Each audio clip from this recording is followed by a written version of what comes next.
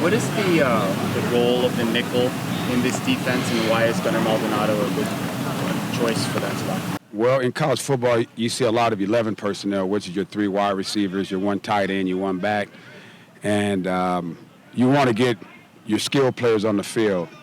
In this scheme, we blitz and play more zone, so you get more of a safety type. In the NFL, the nickel is more of a corner because you want to play more man in most cases in your nickel defenses. So really, he's a scheme fit, he and JY, because we want more safety slash nickel types versus corner slash nickel types. For guys like Ephesians and Sicario, what makes them ideal cornerbacks that you want to coach? They're long. When you play the majority of your man coverage, you like longer guys because you want to play a lot of press coverage versus your shorter arm guys. So just their length. You like guys with length that can play press coverage. How important is it for them to stay ready to be able to go out there with them? Yeah, you know, it's not like pro football where you can just get guys off the street. College football, you have what you have, so you have to develop all the guys that you're dealing with. In terms of Sicario, what immediately stands out about seeing him? Light on his feet. That was one thing that was very attractive. When I went to watch him play live, you see it on tape a little bit, but when I saw him play live, a big guy like that's light on his feet with good ball skills and good athletic ability, you know, those are some of the intangibles that attracted me to him. He doesn't seem to be a guy that really has that height, but what about his ball skills? Very good ball skills. You know, guys like him, sometimes you worry about are they twitchy enough? But again, for a guy that's 6'3", that can move around like a 6'1" guy, you know, those guys are rare to find. How much taller has he gotten since you started recruiting him? Well, I mean, he was always tall. I mean, if you want to say maybe an inch, but he was always pretty long and pretty tall. When camp started, Isaiah Rutherford wasn't a starter. He's been in there lately. Do you view him as a starter, or have you viewed him that way kind of all along? Yeah, no question. I always tell those guys, C-Row, Stooks, and Rudd, hey, we have 3 starters. So he's a guy that can step in and, you know, keep our standard that we're looking for at that position. As someone who's, you know, been part of programs that have tried to rebuild, gone through that process, what do you make of the job that Jed and front office have done in just changing this roster so dramatically over the last?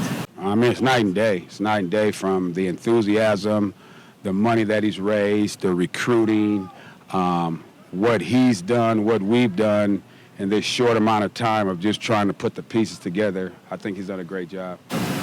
What can you tell us about Trayvon? Do you expect him to be out for a while? Yeah, I think he's going to be out for a little while. So the main thing with him, I told him, look, attack rehab like he attacked practice, and then we'll just see where it goes. Does that open up the door for him? Well, Rutherford, obviously, Ephesians. Mays will be back next week, so that'll be good for Mays to get back in and get reps. So, again, we just want to try to develop all the guys that we do have because you never know when you're going to need them. Can you talk about the energy this camp compared to last, where you guys are, the biggest difference? It's unbelievable. It starts the second we step into the building, and it just carries on all through the day and all through the night. So, again, college football is a lot of enthusiasm, a lot of energy, and I think our coaching staff and Jed, our strength staff, we've really focused on trying to generate that type of energy and enthusiasm. What are the takeaways of continue from the spring to the fall to your defense? What are you seeing as the big thing there?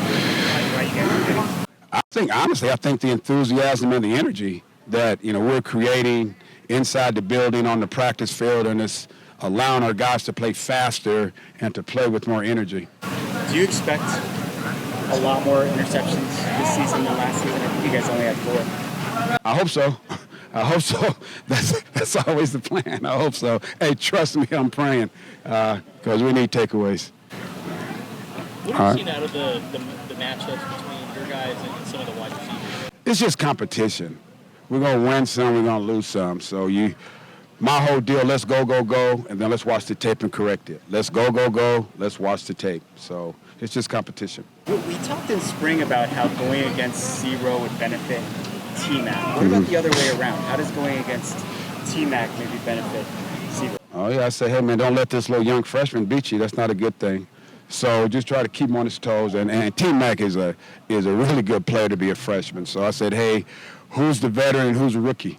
So just always try to keep Zero on his toes.